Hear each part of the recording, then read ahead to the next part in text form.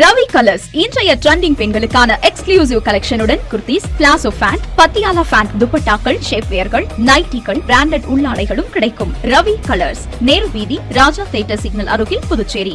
வணக்கம். முக்கிய செய்திகள். சிபிஎஸ்இ 10 மற்றும் 12ஆம் வகுப்பு பொதுத் தேர்வுகள் பிப்ரவரி 17ஆம் தேதி தொடங்கின. 11,204 மாணவ மாணவிகள் தேர்வு எழுதுகின்றனர். இலங்கை கடற்படையால் சிறைபிடிக்கப்பட்ட மீனவர்களை மீட்க நடவடிக்கை எடுக்க வேண்டும். மத்திய அமைச்சருக்கு ஆளுநர் கைலாசநாதன் கடிதம். ஒப்பந்த ஆசிரியர்களுக்கு ஆதரவாக புதுவை அரசு ஊழியர் சங்கங்களின் கூட்டமைப்பினர் தர்ணா. பணி நிரந்தரம் கோரிக்கையை நிறைவேற்ற வலியுறுத்தல். வேலையை புறக்கணித்து ஆஷா பணியாளர்கள் போராட்டம். ஊதியத்தை உயர்த்தி வழங்க வேண்டும் என கோரிக்கை. நம்ம பாண்டிச்சேரிக்கு ரிலையன்ஸ் ஃபேஷன் வேர்ல்ட் வந்தாச்சு. குவாலிட்டியான பிராண்டட் ஆடைகள் கம்மியான விலையில. எங்க தெரியுமா? அண்ணா சாலை ரத்னா தியேட்டர் பக்கத்துல இருக்க நம்ம ரிலையன்ஸ் ஃபேஷன் வேர்ல்ட் தான். இங்க கலெக்ஷன்ஸ் எல்லாமே ட்ரெண்டுக்கு ஏத்த மாதிரி இருக்கு. விழாக்கால சிறப்பு சலுகையாக நீங்கள் வாங்கும் அனைத்து ஆடைகளுக்கும் சிறப்பு ஆஃபர்களுடன் நிச்சய பரிசுகளும் உண்டு. கம்மியான பிரைஸ்ல பிராண்டட் ஆடைகள் வாங்க அண்ணா சாலை ரிலையன்ஸ் ஃபேஷன் வேர்ல்ட் வாங்க. ரிலையன்ஸ் ஃபேஷன் வேர்ல்ட், நம்பர் 460, அண்ணா சாலை ரத்னா தியேட்டர் அருகில், புதுச்சேரி. இனி விரிவான செய்திகள்.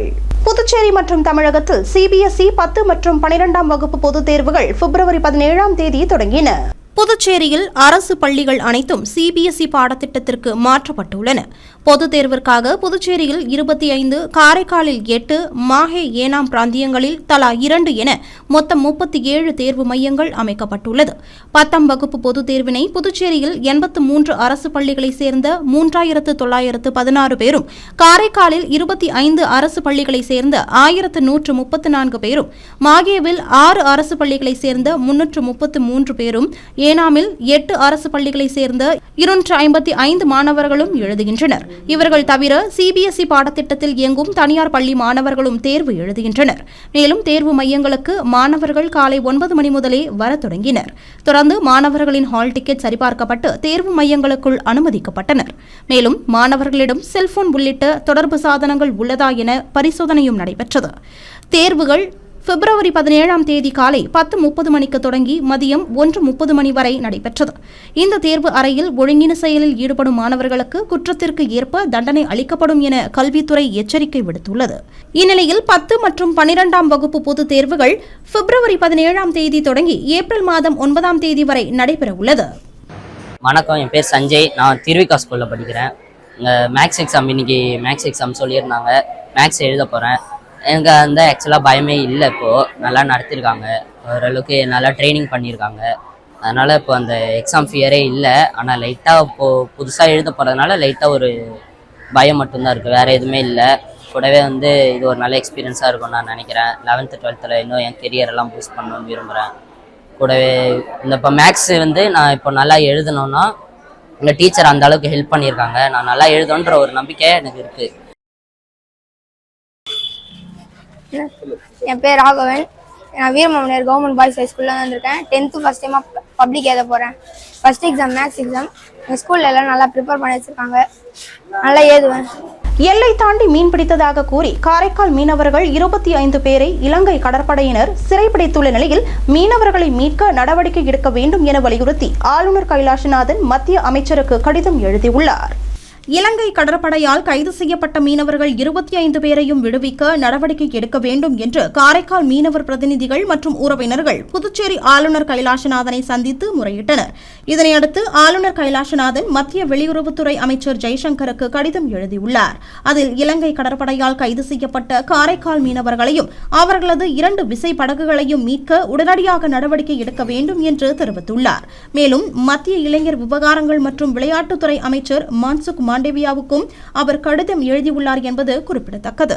ஒப்பந்த ஆசிரியர்கள் மற்றும் பாலசேவிகா ஆசிரியர்களை பணி நிரந்தரம் செய்ய வேண்டும் என வலியுறுத்தி புதுவை அரசு ஊழியர் சங்கங்களின் கூட்டமைப்பினர் தர்ணா போராட்டத்தில் ஈடுபட்டனர்.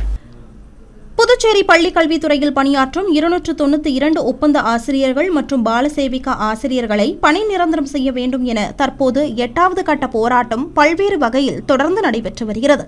இந்நிலையில் கோரிக்கையில் உள்ள நியாயத்தினை உணர்ந்த புதுவை முதலமைச்சர் 292 ஒப்பந்த ஆசிரியர்களையும் பணி நிரந்தரம் செய்வதற்காக அமைச்சரவையை கூட்டி பணி நிரந்தரம் செய்ய வேண்டும் என்று முடிவெடுக்க முயற்சித்த போது தலைமை செயலாளரின் குறுக்கீட்டால் பணி நிரந்தரம் என்ற தீர்மானம் நிறைவேற்றப்படவில்லை என்றும் அதற்கு பதிலாக 1 ஆண்டு பணி நீட்டிப்பு மட்டுமே ஒப்புக்கொள்ளப்பட்டுள்ளதாகவும் இதனால் மக்களால் தேர்ந்தெடுக்கப்பட்ட ஒரு அரசாங்கம் முறையாக தேர்ந்தெடுக்கப்பட்ட ஒப்பந்த ஆசிரியர்களை பணி நிரந்தரம் செய்ய முயற்சிக்கும் போது ஒரு அதிகாரி தடுக்கிறார் என்கிற போது மக்களாட்சியின் மாண்பு கேள்விக்குறியாகிறது.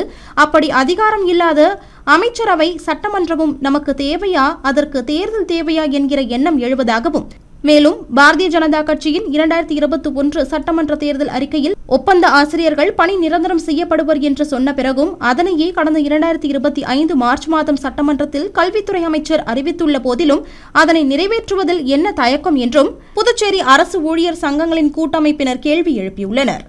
மேலும் இந்த பிரச்சினை ஒப்பந்த ஆசிரியர்களுக்கான பிரச்சினை மட்டுமல்ல, ஒட்டுமொத்த அரசு ஊழியர்கள், கொம்யூன் மற்றும் நகராட்சி ஊழியர்கள், அரசு சார்பு நிறுவன ஊழியர்கள் என அனைவரையும் பாதிக்கக்கூடிய பிரச்சினை என்பதால் புதுச்சேரி அரசு ஊழியர் சங்கங்களின் கூட்டமைப்பு ஒப்பந்த ஆசிரியர்களின் கோரிக்கையை அரசாங்கம் நிறைவேற்ற வேண்டும் என்று ஒப்பந்த ஆசிரியர்களின் கோரிக்கைக்கு ஆதரவு தெரிவிப்பதாக கூறியுள்ளனர். இதனைத் தொடர்ந்து ஒப்பந்த ஆசிரியர்களின் கோரிக்கையை நிறைவேற்ற வேண்டும் என வலியுறுத்தி அவர்கள் பிப்ரவரி 17ஆம் தேதி புதுச்சேரி அண்ணா சிலை அருகே தர்ணா போராட்டத்தில் ஈடுபட்டனர். இந்த போராட்டத்திற்கு புதுச்சேரி அரசு ஊழியர் சங்கங்களின் கூட்டமைப்பு கௌரவ தலைவர் சேஷாசலம் தலைமை தாங்கினார். மேலும் புதுவை அரசு ஊழியர் சங்கங்களின் கூட்டமைப்பின் தலைவர் பாலகுமார் வாழ்த்துரை வழங்கினார். தொடர்ந்து அமைச்சக ஊழியர்கள் சங்கம், பொதுப்பணித்துறை ஊழியர் சங்கம், கொம்யூன் மற்றும் நகராட்சி ஊழியர் சங்கம், அரசு சார்பு நிறுவன ஊழியர்கள் சங்கம் மற்றும் பல துறையை சேர்ந்த சங்கங்களின் பிரதிநிதிகள் இந்த போராட்டத்தில் வாழ்த்தி பேசினர். இதில் அரசு பள்ளி ஆசிரியர்கள், அமைச்சக ஊழியர்கள், வனத்துறை ஊழியர்கள், ஓட்டுநர் சங்க ஊழியர்கள், பொதுப்பணித்துறை ஊழியர்கள் மற்றும் பல்வேறு துறை ஊழியர்கள் என 500க்கும் மேற்பட்டோர் கலந்து கொண்டனர். ஒப்பந்த ஆசிரியர்கள் மட்டும் போராடினார்கள். பின்பு அவர்களோடு பணி செய்கிற நிரந்தர ஆசிரியர்கள் போராடினார்கள். இன்றைக்கு புதுவை அரசு ஊழியர் சங்கங்களின் கூட்டமைப்பில் இணைந்துள்ள அத்துணை பிரிவு அரசு ஊழியர்களும் ஆசிரியர்களும், கொம்யூன் பஞ்சாயத்து நகராட்சி ஊழியர்களும், அரசு சார்பு நிறுவன ஊழியர்களும், அந்த சங்கத்தினுடைய நிர்வாகிகள் இன்றைக்கு இவருடைய போராட்டத்திற்கு ஆதரவு தெரிவித்து ஒரு நாள் தர்ணா போராட்டம் நடத்தி கொண்டிருக்கிறார்கள். மாண்புமிகு முதலமைச்சர் அவர்கள் இவர்கள் 292 குடும்பம் என்று நினைக்கக்கூடாது. ஏறக்குறைய 40,000 ஊழியர்கள் இந்த புதிய அரசாங்கத்திலே வேலை செய்து கொண்டிருக்கிறார்கள். இந்த 40,000 ஊழியர்களுடைய குடும்பங்கள், அவருடைய நட்பு வட்டங்கள், இதையெல்லாம் சேர்த்து பார்த்தால் ஏறக்குறைய 2 லட்சம் வாக்குகள் இவர்கள் கையிலே இருக்கிறது என்பதை தெரிந்து கொள்ள வேண்டும். புதுவை மாநிலத்தில் ஊதியத்தை உயர்த்தி வழங்க கோரி ஆஷா பணியாளர்கள் நடத்திய போராட்டத்திற்கு திராவிட முன்னேற்றக் கழகம் சார்பில் ஆதரவு தெரிவிக்கப்பட்டது. புதுவை மாநில சுகாதார இயக்கத்தின் கீழ் புதுவை காரைக்காலில் 350 ஆஷா பணியாளர்கள் பணியாற்றி வருகின்றனர். அவர்கள் பணி நிரந்தரம், ஊதிய உயர்வு கோரி போராட்டம் நடத்தியதை தொடர்ந்து 8000 ரூபாய் உயர்த்தி வழங்கப்படும் என்று அறிவிக்கப்பட்டது. ஆனால் இந்த ஊதிய உயர்வு அமல்படுத்தப்படவில்லை. எனவே அரசால் உயர்த்தி அறிவிக்கப்பட்ட 8000 ரூபாய் ஊதியத்தை உடனே வழங்க கோரி ஆஷா பணியாளர்கள் வேலையை புறக்கணித்து புதுச்சேரி மாநில சுகாதார இயக்குநர் அலுவலகத்தை முற்றுகையிட்டு பிப்ரவரி 16ஆம் தேதி காலை போராட்டத்தில் ஈடுபட்டனர். இதுகுறித்து தகவல் அறிந்து அங்கு வந்த எதிர்க்கட்சித் தலைவர் சிவா ஆஷா பணியாளர்களுக்கு தனது ஆதரவை தெரிவித்தார். மேலும் முதலியார்பேட்டை தொகுதி சட்டமன்ற உறுப்பினர் சம்பத் மற்றும் நிர்வாகிகளும் இந்த நிகழ்வின் போது உடனிருந்தனர். இதனிடையே ஆஷா பணியாளர்களின் கோரிக்கை தொடர்பாக சட்டசபை வளாகத்தில் முதலமைச்சர் ரங்கசாமி, துறை செயலாளர் சௌத்ரி முகமது யாசின் மற்றும் துறை அதிகாரிகளை அழைத்து பேச்சுவார்த்தை நடத்தினர். அப்போது ஊழியர்களின் நியாயமான கோரிக்கைகள் தொடர்பாக உடனடியாக பரிசீலனை செய்து சம்பளத்தை உயர்த்தி வழங்க நடவடிக்கை எடுக்குமாறு அதிகாரிகளுக்கு முதலமைச்சர் ரங்கசாமி உத்தரவிட்டார். இதனை ஏற்று ஆஷா பணியாளர்கள் அங்கிருந்து கலைந்து சென்றனர். சிறு வயது முதல் நேர்மை மற்றும் உதவி செய்யும் குணத்தை வளர்க்கும் நோக்கில் தனியார் தொண்டு நிறுவனம் சார்பில் புதுவை அரசு பள்ளிகளில் நேர்மை அங்காடி தொடங்கப்பட்டுள்ளது. புதுச்சேரி முதலியார்பேட்டையில் பழமையான அன்னை சிவகாமி அரசு மேல்நிலைப் பள்ளியில் நேர்மை அங்காடி தொடங்கப்பட்டது. மாணவர்களுக்கு தேவையான எழுதுபொருள் மற்றும் கல்வி உபகரண பொருட்கள் விலையுடன் நேர்மை அங்காடியில் வைக்கப்படும். மாணவர்களே நேரடியாக சென்று அதற்குரிய பணத்தை உண்டியலில் செலுத்திவிட்டு பொருளை எடுத்துக் கொள்ளலாம். இதேபோல் பொருள் வாங்க முடியாத ஏழை மாணவர்களுக்கு உதவி செய்யலாம். மேலும் இந்த நோக்கத்திற்காக ரோட்டரி கிளப் ஆஃப் பாண்டிச்சேரி ஆரோசிட்டி சார்பாக நேர்மை அங்காடி இந்த பள்ளியில் தொடங்கப்பட்டது. புதுச்சேரி மற்றும் தமிழகத்தில் புதுச்சேரியில் 500 பள்ளிகளில் இந்த திட்டத்தை செயல்படுத்த உள்ளது. தற்போது 350வது அங்காடியை ரோட்டரி மாவட்ட ஆளுநர் லியோன் சிறப்பு விருந்தினராக கலந்து கொண்டு துவக்கி வைத்தார். இந்த நிகழ்ச்சியில் ரோட்டரி நிர்வாகிகள் ஜாகிர் ஹுசேன், தாமஸ் ஆரோக்கியராஜ், கந்தன், பாக்யராஜ், ஹரிஹரன், டாக்டர் முத்துக்குமரன், டாக்டர் பாரதி உட்பட பலரும் கலந்து கொண்டனர். நாய்கள் காப்பகம் மற்றும் அறுவை சிகிச்சை கூடங்கள் நடத்தும் தனிநபர் அல்லது தொண்டு நிறுவனங்கள் கால்நடைத்துறையின் அனுமதியை பெற வேண்டும் என உழவர்கரை நகராட்சி ஆணையர் சுரேஷ்ராஜ் தெரிவித்துள்ளார். உழவர்கரை நகராட்சிக்குட்பட்ட பகுதிகளில் ஒரு சில குடியிருப்பு கட்டிடங்களில் இந்திய விலங்கு நலன் வாரியத்தின் நிலையான செயல்முறை வழிமுறைகளில் குறிப்பிடப்பட்டுள்ள அளவுகளை பின்பற்றாமல் சிறிய இடங்களில் அதிக எண்ணிக்கைகளில் நாய்கள் வளர்ப்பதாகவும், மேலும் விலங்குகள் பிறப்பு கட்டுப்பாட்டு விதிகள் 2023 பின்பற்றாமலும் மற்றும் நகராட்சி விலங்குகள் பிறப்பு கட்டுப்பாட்டு கண்காணிப்பு குழுவின் உரிய அனுமதி பெறாமலும் நாய்களுக்கு அறுவை சிகிச்சைகள் மற்றும் கருத்தடைகள் மேற்கொள்வதாக தெரியவந்துள்ளது. இது விலங்குகள் பிறப்பு கட்டுப்பாட்டு விதிகள் 2023 படி குற்றமாகும். இதனால் நாய்கள் காப்பகம் மற்றும் அறுவை சிகிச்சை கூடங்கள் நடத்தும் தனிநபர் அல்லது தொண்டு நிறுவனங்கள் நகராட்சி விலங்குகள் பிறப்பு கட்டுப்பாட்டு கண்காணிப்பு குழு அல்லது கால்நடைத்துறையின் அனுமதியை 15 தினங்களுக்குள் பெறுமாறு எச்சரிக்கை விடுக்கப்பட்டுள்ளது. மேலும் உரிய அனுமதி பெறாதவர்கள் மீது விலங்குகள் பிறப்பு கட்டுப்பாட்டு விதிகள் 2023 மற்றும் விலங்குகள் வதை தடுப்பு சட்டம் 1960 படி நடவடிக்கை மேற்கொள்ளப்படும் என எச்சரிக்கை விடப்பட்டுள்ளது. மேலும் இதுகுறித்து நகராட்சிக்கு புகார்களை பொதுமக்கள் கட்டணமில்லா உதவி எண் மூலமாகவும் வாட்ஸ்அப் மூலமாகவும் தெரிவிக்கலாம் என்றும் உழவர்கரை நகராட்சி ஆணையர் சுரேஷ்ராஜ் விடுத்துள்ள செய்திக்குறிப்பில் கூறப்பட்டுள்ளது. புதுச்சேரியில் பாட்டாளி மக்கள் கட்சியின் தலைமை அலுவலகத்தை கிழக்கு மண்டல அமைப்பாளர் கோபி என்கிற கோபாலகிருஷ்ணன் திறந்து வைத்தார். புதுச்சேரி முதலியார்பேட்டையில் பாட்டாளி மக்கள் கட்சியின் கிழக்கு மண்டல தலைமை அலுவலகம் திறப்பு விழா நடைபெற்றது.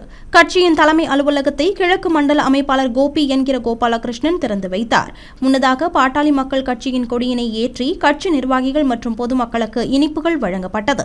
இதனைத் தொடர்ந்து பேரணியாக சென்று கட்சியின் தலைமை அலுவலகத்தை திறந்து வைத்தார். தொடர்ந்து மாநில துணைத் தலைவர் சத்யா முன்னிலை வகித்த நிலையில் இந்த நிகழ்ச்சியில் மாநில இளைஞரணி தலைவர் சேகர், கிழக்கு மண்டல துணை அமைப்பாளர்கள் பாண்டியராஜன், முருகன், சரவணன், ராஜாராம், மண்டல மகளிர் அணி தலைவி சஜிதா, கோபாலகிருஷ்ணன், செயலாளர் தேன்மொழி, துணைத் தலைவர் தேவி, துணை செயலாளர் சரசு, பொருளாளர் சித்ரா, மாநில செயற்குழு உறுப்பினர்கள் தேவநாதன், மண்டல விவசாய அணி தலைவர் வேலுமணி, செயலாளர் ஹரிமுருகன், இளைஞர் அணி மாணவர் அணி பொறுப்பாளர்கள் மற்றும் கிழக்கு மண்டல தொகுதி பொறுப்பாளர்கள் கலந்து கொண்டனர். புதுச்சேரி கடற்கரையில் இயங்கி வரும் கட்டண கழிப்பறையின் நேரத்தை அதிகரிக்க வேண்டும் என பொதுமக்கள் மற்றும் சுற்றுலா பயணிகள் கோரிக்கை விடுத்துள்ளனர். சுற்றுலா நகரமான புதுச்சேரியில் ஆண்டுதோறும் ஆயிரக்கணக்கான சுற்றுலா பயணிகள் வெளி மாநிலங்கள் மற்றும் வெளிநாடுகளில் இருந்தும் வந்து செல்கின்றனர். அவ்வாறு வரும் சுற்றுலா பயணிகள் முதலில் கண்டு ரசிக்க ஆர்வம் காட்டுவது ராக் பீச் கடற்கரையைத்தான். இதற்காக சுற்றுலா பயணிகளை கவரும் வகையில் கடற்கரை சாலையில் இருபுறமும் மரங்கள் நடப்பட்டும் பொதுமக்கள் நடைபயிற்சி மேற்கொள்ளும் வகையிலும் சாலை நடுவே ரிஃப்ளெக்டர் லைட்டுகள் என அலங்கரிக்கப்பட்டுள்ளது. இதனால் தினமும் நூற்றுக்கணக்கானோர் இரவு நேரத்தில் கடற்கரை பாறைகளில் அமர்ந்து பொழுதை கழிப்பதோடு நடைபயிற்சி மேற்கொள்வதும் வாடிக்கையாக உள்ளது. இவ்வாறு இருக்கையில் கடற்கரை சாலை டியூப்ளெக்ஸ் சிலை அருகே மக்கள் வசதிக்காக அமைக்கப்பட்டு ஒப்பந்ததாரர் மூலம் கட்டண கழிப்பிடம் இயங்கி வருகிறது. ஆனால் இரவு 10 மணியோடு இந்த கட்டண கழிப்பறை மூடப்பட்டு விடுகிறது. இதனால் இரவில் கடற்கரைக்கு வரும் சுற்றுலா பயணிகள் மிகுந்த சிரமத்திற்கு ஆளாகி வருகின்றனர். அவசர தேவைக்கு ஆண்கள் வெளியில் கடற்கரை ஓரம் அசுத்தம் செய்யும் நிலையில் பெண்களுக்கு கடற்கரை சாலையில் உள்ள ஹோட்டல்களில் கூட கழிப்பறையை உபயோகிக்க அனுமதி வழங்கப்படுவதில்லை என கூறப்படுகிறது. இதனால் மிகுந்த சிரமம் அடைந்து வருகின்றனர். இதன் காரணமாக இரவு நேரங்களில் கடற்கரையில் பொதுமக்கள் அனுமதிக்கப்படும் நேரம் வரை கட்டண கழிப்பறையும் திறந்து வைக்க வேண்டும் என பொதுமக்களும் சுற்றுலா பயணிகளும் கோரிக்கை விடுத்துள்ளனர். இனி வருவது புதுவையில் இன்றைய தங்கம் மற்றும் வெள்ளி விலை நிலவரம். இன்றைய தங்கம் வெள்ளி விலை விவரம். புதுவையில் இன்றைய தங்கம் வெள்ளி விலை விவரம் வழங்குபவர்கள் முத்து கோல்ட் ஹவுஸ், பாண்டிச்சேரி. தங்கம் 1 கிராம் 14,200 ரூபாய். இன்றைய தங்கம் வெள்ளி விலை விவரம். வெள்ளி 10 கிராம் 2,620 ரூபாய். இத்துடன் ஏஎம்என் செய்திகள் நிறைவடைந்தன. வணக்கம். உங்கள் முத்து சில்க் ஹவுஸின் புதுச்சேரி நேரு வீதி வணிக திருவிழா வருகின்ற ஜனவரி 1 முதல் பிப்ரவரி 20 வரை. நீங்கள் வாங்கும் ஆடைகளுக்கு பரிசு கூப்பன்களை பெற்று உங்களுக்கான பரிசுகளை வென்று மகிழ்ச்சி அடையுங்கள். முத்து சில்க் ஹவுஸ் 23ஆம் ஆண்டு இனிய தொடக்கத்துடன் வெள்ளி விழாவை நோக்கி வீரநடை போடும் ஏஎம்என் டிவி. 2020 டிஜிட்டல் தளத்தில் அடியெடுத்து வைத்த AMN YouTube news channel Puducherry, France மற்றும் உலகமெங்கிலிருந்தும் 1 லட்சம் சப்ஸ்கிரைபர்களுடன் 3 கோடி பார்வையாளர்களை கடந்து அனைவரின் ஏகோபித்த ஆதரவுடன் உள்ளூர் தொலைக்காட்சிகளிலேயே அதிக சப்ஸ்கிரைபர்களுடன் நம்பர் 1 நியூஸ் சேனலாக உங்கள் முன் AMN TV Pondicherry YouTube channel. எங்களின் இந்த சாதனைக்கு உறுதுணையாயிருக்கும் நேயர்களுக்கும் விளம்பரதாரர்களுக்கும் நெஞ்சார்ந்த நன்றி. AMN யூடியூப் சேனல், இது நம்ம ஊரு சேனல்.